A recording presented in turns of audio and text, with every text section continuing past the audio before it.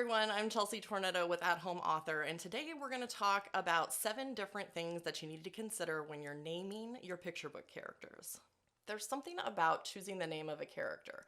Sometimes it is the most difficult thing in the world. I have manuscripts where I have changed a character's name back and forth 10, 12 times before I finally settle on something. Other times it just seems like the name sort of just fits the character. It just pops up in your brain and it's super easy.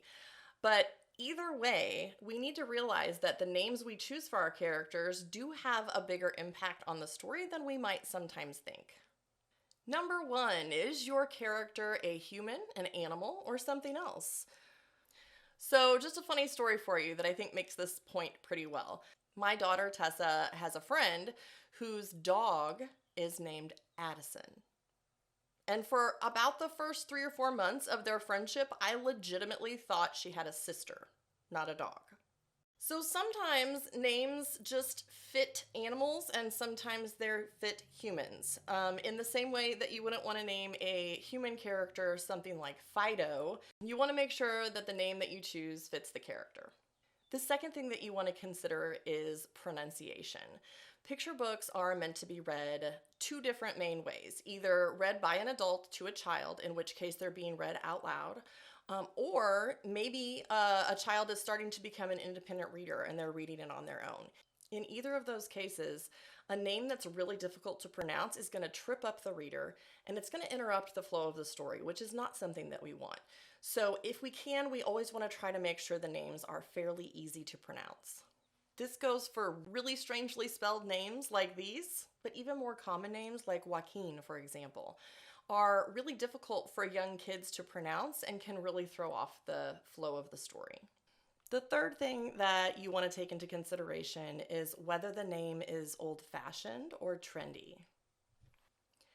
Now, neither of these is necessarily a terrible thing, but the name that you choose and how trendy it is or how old it sounds can impact the reader and the feeling or the association that they have with the story. So, for example, I recently worked on a manuscript where the main character was a little girl about 7 or 8 years old, and her name in the book was Deborah. Now, I don't know, that's a perfectly fine name, but it does tend to be associated with the past. Like, that's not a common name right now that you see a lot of little girls named Deborah. So it immediately gave me the feeling that this story was out of date or older or old-fashioned. And that was after I figured out that the character was young. Like, my first thought was, oh, the main character is an older woman. And it actually wasn't. So all of those things you have to think about is how the name's going to be perceived by the reader and what impression that's going to give them when they start reading. The same thing is true of super, super trendy names that are super modern, because in 10, 15 years, if your book is still being read, that's going to date that book to the time period. And so you want to make sure that you choose names that are classic if possible. The fourth thing you want to think about is whether a name has a particular connotation, and I think that we can all agree that there is one name that is famous for this, and that is Karen. So for example, if you were to name a main character in a picture book Karen, nowadays that has a very specific and very negative connotation. So you want to keep those kinds of things in mind when you're choosing the names for your characters. And as a former 7th grade teacher, I can tell you that this one is important. You also need to think about whether the name has a double meaning. We don't tend to see picture books nowadays with a main character who's a little boy named Dick. I don't think I have to tell you why.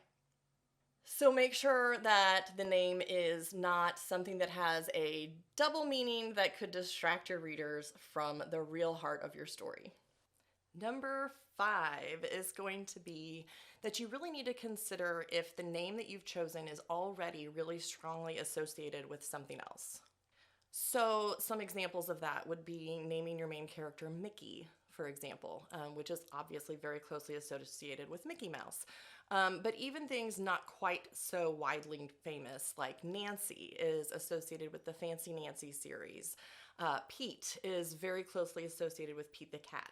So when you choose a name, you want to make sure that the first thing that pops into the reader's mind isn't going to be something else other than your story.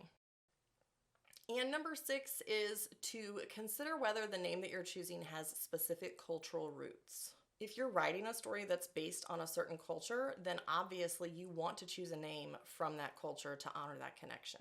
If your story is not about a specific culture, then choosing a name that is can sometimes be confusing and can distract the reader from the real purpose of the story.